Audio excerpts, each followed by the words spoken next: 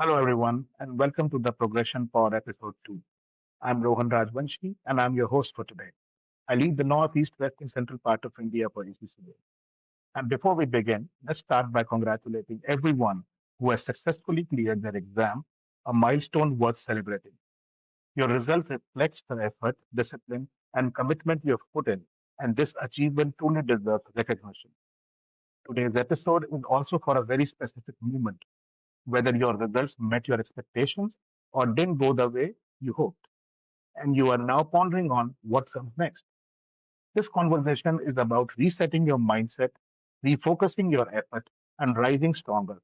Stay with us and take a moment to reflect. Joining us today is Mohammad Sajid Khan, Director ACCA India. Given today's topic on progression, mindset, and navigating results, he's the right person to hear from with over 19 years of experience working closely with ACCA students, future members, and learning partners across India and other regions. Welcome, Sajid. Thank you, Rohan. And before we go any further, hearty congrats to all the students who have cleared their exams. We know it's a significant milestone and you should be proud of. So I'm also very pleased to be here this afternoon to talk to you. And I'm very passionate about empowering our future members. Thank you so much, Sajid, and thank you for setting the context. Now, Sajid, let me just dive into the questions immediately. And the first question would be, since the results are out, and for some students, this is a moment of joy and celebration, while for others, it may bring disappointment or uncertainty. How should students who didn't get the outcome they hoped for really look at their result? And how can they stop seeing it as a setback? That's a very good question, Rohan. Results day is like opening a door, and sometimes it leads to exactly where you expect it, and sometimes it doesn't. But here is what I want you to understand, that your results is not a reflection of your worth, what you are and where you can be. It's not a reflection of that. It's just a feedback on your preparation. It's a feedback on how prepared you were for the exam. So if you don't, if you're not able to get the outcome you hoped for, take a moment to feel what you're feeling. It's okay to be, disappointed, but don't let that disappointment turn into doubt about yourself. Think of it this way, that every successful person you admire has faced setbacks. The difference is they did not see failure as final. I want to quote here Thomas Edison. He said that, when he was trying to invent the electricity bulb, he failed 10,000 times. And he said that I have not failed, I have found 10,000 ways that can cause failure, that won't work. So you see from his quote, we can see two things very clearly, that he tried 10,000 times. He did not give up. He kept trying. That persistence is what is the key for success. And the other thing he's saying, that I've learned 10,000 ways that won't work. So the other element is his focus on learning from failure. So look at your results as information, not as a verdict or judgment on your worth. Think about what went wrong. Was it exam technique, time management? Was a particular topic that you struggled with? All this is very valuable data for your next attempt. The students who succeed are not the ones who never fail. They are the ones who learn from failure and come back stronger. And remember that ACCA is a professional qualification, it's not a race. Some people take longer, and that's absolutely fine. So your timeline is your own timeline. Please don't compare with others. I hope that helps, Rohan. Yes, Sajid. And I think you rightly said that self reflection, persistence, and resilience is the key, and students should take care of that. So thank you for answering that, Sajid. Now, moving on to the next question is that once the initial emotion settles, whether that's excitement, disappointment, or even confusion, what's the right way for students to reset mentally and approach the next phase with clarity and purpose? Another very good question, Rohan. So here, after the results day, when the emotions can be very intense, some of them it is matter of pride, relief, and some of them it is disappointment and even self doubt. So my advice is very simple: acknowledge the emotion, but don't live in it. Feel it, accept it, and then move on. So what students must avoid is carrying on that emotional pressure into the next attempt. Now, when you have pressure, as we know, it impacts our thinking. I always say that think, but don't worry. There is a clear difference between thinking and worrying. You should be, of course, thinking, but not worrying too much. So once the result is out, mentally close that chapter, not because it is not important, but it is because it has already done its job in terms of giving you the feedback on your preparation. Now, one mindset shift we all need to have is that every exam sitting deserves a fresh mind. The moment you start with thoughts like, this is my second attempt, or I must clear it this time, you are already adding unnecessary weight or pressure to yourself. And we know that exams don't respond to pressure, they respond to preparation. Now, here is something very practical I want to suggest: that ask yourself three questions. First is, what distracted me last time? Second question is, what needs to change this time? And third, what will I do differently from day one? That's all your reset, the mind reset. No overthinking on what has happened. So there is a line I always share with the students, that you don't and you can't move forward if your mind keeps looking backward. So finally, be very kind to yourself, but be very firm. Replace the sentence "I should have done better" with "I will do better." Progress is personal. Timelines are personal. I told you earlier that it's not a race; it's a journey. We all may have our own timelines. Don't keep comparing with others. What matters is that you are moving with clarity, confidence, and intent. Oh, thank you, Sajid, for throwing such clarity on such a difficult topic. And I think it is important to keep the emotion aside and analyze the exam performance towards the next goal is very important. So, thank you for sharing that, Sajid. And now I'll dive into the next question, Sajid, and we'll try to make it a little more practical. Once students have accepted their result, how should they start thinking about the journey ahead? What are the key steps you think they should take to build a focused and effective strategy going forward? Yes, again, this very practical question and practical next steps, Rohan. So once you have accepted your result and you have reset mentally, I've just mentioned, now it's time to build your roadmap. And here is the key: make it very specific, realistic, and flexible. First of all, analyze what went wrong very precisely. Don't just say vaguely that I wasn't prepared enough. Ask very specifically the questions like, which chapters were weak? Did I run out of time in the exam?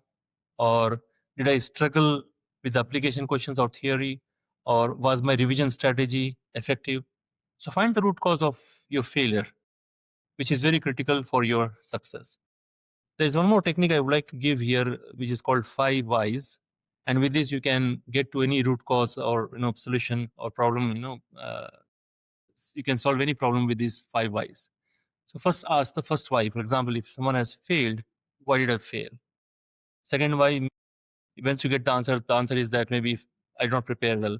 Why did not you prepare well? Answer maybe because I don't get proper help, or I don't get proper time. Why you don't get proper time, or why did not you get proper help? So this way, if you just ask 5 whys in a row, you will get the root cause. And sometimes even you don't have to go ask for all the 5 whys. You can get the root cause even earlier.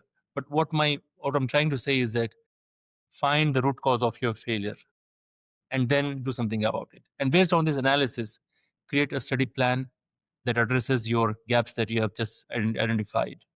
If time management was an issue, practice more mock tests under timed conditions. And if it was about understanding not well and finding, so you can just focus on finding, a resource, referring to different resources, maybe a different tutor, YouTube channels, or even using ChatGPT, and also study groups. Now, here again, one more thing I would like to share very practically is that once you decided to enter for an exam and you know the exam date, work backwards. Plan in a way that you have enough time to practice all the specific topics, but also you have enough time for revision and practice exams. And as we know that whenever you have to achieve a lot in less time, planning is critical, absolutely critical. And as Benjamin Franklin he said that by failing to plan, you are planning to fail. As simple as that. So that's the importance of the plan. Also, I would like to suggest that you find a study buddy where your study partner can hold you accountable for what you have agreed that how much you will study, what you will study, and you can check on each other. Sometimes studying in isolation can be very boring or demotivating. So share your plan with someone who can support you and can study with you. And one more thing is that teaching others is the best and most effective way of learning. If you can explain to your friend, you can explain to your examiner, as simple as that. So I would suggest you go with the plan, have a study buddy, and then stick to the plan. No, excellent advice, Rajat. And I really wish that we had such advice while we were giving our exam. But I would say that, in-depth analysis and, what I could understand from it is in-depth analysis. And I think peer-to-peer learning really helps because it can, really break the monotony. But thank you so much, Aaron, for sharing this, such wonderful advice. Now, moving on to the next question, Sajid. From your experience, what really separates students who come back stronger after a setback?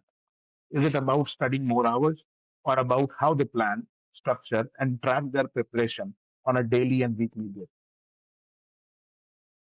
There's another powerful question, Rohan, and I have seen hundreds of students over the years. And here is what I have observed. The difference is mindset, which is supported by a smart planning and also consistent effort. So, students who bounce back strongly, they do three things very differently. One, they own their result. They don't blame the examiner or bad luck or situation where they were in. They take responsibility, which gives them the power to change things. It's very simple. If you hold others accountable and responsible, that in a way you're saying that it's not in your control. But if you take responsibility for the result that you have achieved, then you have power to change, do something about that. So first thing is that they own the result. Secondly, they are willing to change their approach. Now, I have seen so many students, they fail and keep failing.